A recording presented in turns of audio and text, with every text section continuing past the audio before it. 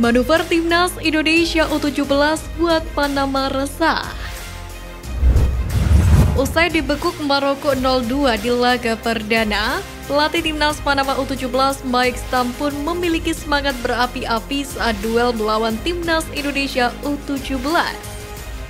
Namun tak bisa dibantah, Panama resah dengan atmosfer dari supporter Timnas Indonesia yang langsung memberikan dukungan ke stadion. Menurut Mike Stam, antusiasme pendukung Timnas Indonesia sangatlah tinggi. Saya tahu Indonesia punya supporter yang luar biasa, tentu saja mereka bukan tim yang mudah untuk dikalahkan. Sementara itu, menghadapi Panama, Timnas Indonesia memiliki modal kepercayaan diri setelah mampu menahan imbang Ekuador. Meski gagal merengkuh poin penuh, namun Timnas Indonesia U17 mampu menunjukkan permainan yang mengundang pujian dari berbagai pihak. Ekuador diketahui bukanlah lawan sembarangan. Mereka datang ke Piala Dunia U17 2023 dengan status runner-up Piala Amerika Selatan U17 di bawah Brazil, sang juara bertahan ajang akbar ini. Sementara menghadapi Panama U17, Bima Sakti melakukan rotasi dalam skuadnya saat menghadapi matchday kedua grup A ini. Tentu hal tersebut tak terlepas dari modal yang sudah dikantongi oleh Bima Sakti sebelum bentrok, yakni berkaitan dengan kelebihan dan kekurangan Panama. Bima menganalisis itu semua dari video pertandingan Panama versus Maroko. Para pemain juga dilibatkan dalam analisis tersebut.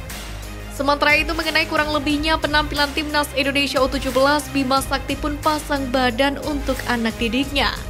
Sebab Bima merasa bahwasannya para pemainnya belum layak untuk mendapatkan tekanan berlebihan karena rata-rata usianya masih 17 tahun. Kalaupun mau mengkritik, maki-maki biar ke kami pelatihnya saja, tidak apa-apa. Tapi kalau untuk para pemain Timnas Indonesia U17 ini, mereka ingin dukungan yang positif.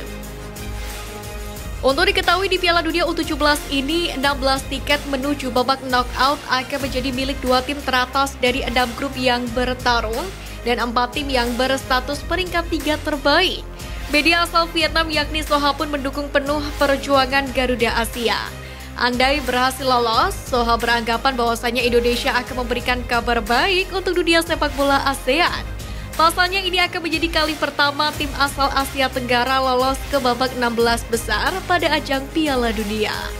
Lebih dari itu, Dirtek PSSI mengungkapkan peran penting dari konsultan pelatih asal Jerman Frank Wormuth untuk kemajuan sepak bola Indonesia, utamanya dalam mengembangkan Finlandesia. Sebelum bekerja untuk Timnas Indonesia, Frank Wormuth memang punya reputasi yang cukup mentereng. Dia sangat lama bekerja sebagai kepala instruktur pelatih di Federasi Sepak Bola Jerman atau DFB. Dia juga pernah melatih Timnas Jerman U20. Frank Wormuth memimpin Jerman U20 berlaga di Piala Dunia U20 2015. Nah, pengalaman itulah yang dibawa Frank Wormuth ke Timnas Indonesia U17.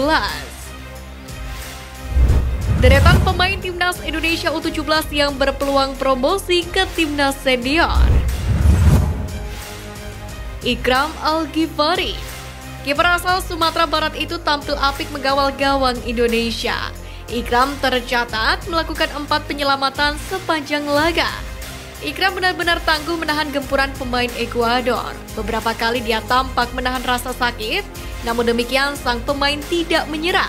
Dia terus bertahan hingga peluit akhir pertandingan. Atas penampilan apiknya itu, Ikram dinobatkan sebagai pemain terbaik dalam laga tersebut. Potensinya dalam mempertahankan gawang membuatnya menjadi kandidat yang menarik untuk dijajal Sintayong di level senior. Wilber Jardim, pemain keturunan Indonesia berhasil juga mencuri perhatian di sayap kanan selama laga.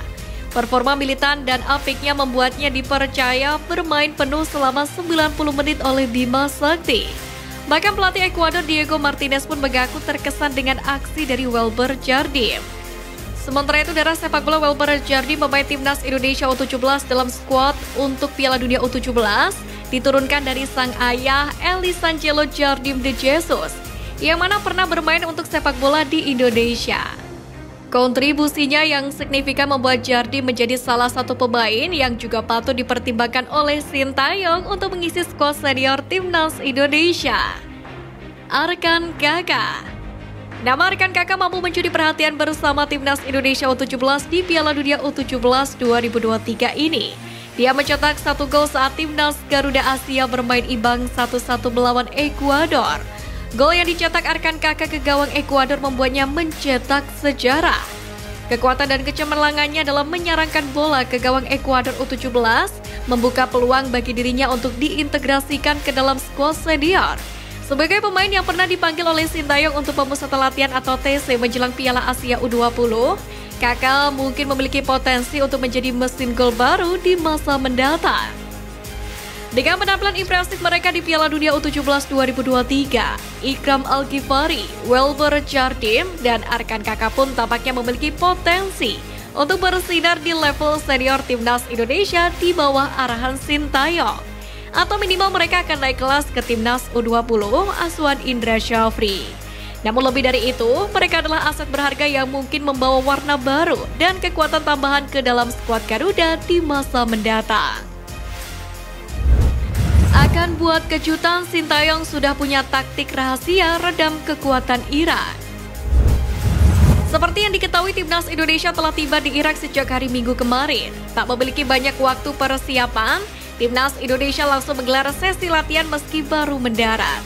Sintayong pun mengungkapkan bahwa menu latihan perdana Garuda yaitu pemulihan fisik setelah tiba di Irak kemarin siang. Dalam hal ini bukan menjadi rahasia lagi bila secara ranking FIFA Irak lebih unggul daripada timnas Indonesia. Irak menempati peringkat ke-68, sementara Indonesia berada di urutan ke-145. Namun perbedaan peringkat tersebut tak menjadi masalah bagi Sintayong. Ia bahkan berjanji akan mempersiapkan Garuda semaksimal mungkin, yakni agar bisa meraih kemenangan. Sebab kemenangan di laga perdana akan menjadi modal penting untuk laga selanjutnya. Dia pun optimis mereka bisa meraih target tersebut saat melawan Irak nanti. Sementara untuk meraih hasil terbaik, Sintayong mengaku sudah menyiapkan rencana rahasia, yakni untuk meredam kekuatan singa Mesopotamia.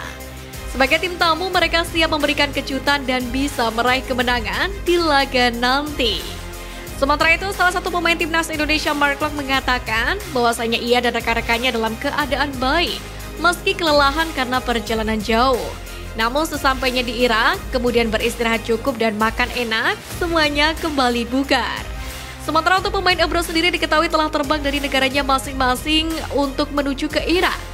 Seperti Asnawi Mangkualam yang secara resmi meninggalkan Korea Selatan usai membela klubnya Jeonnam Dragons melawan Busan E-Park dalam lanjutan K-League 2 pada Minggu kemarin.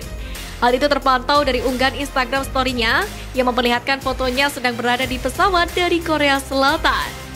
Sementara Elkan Bagot dan Sandy Walsh juga terpantau berangkat bersama ke Irak dari London.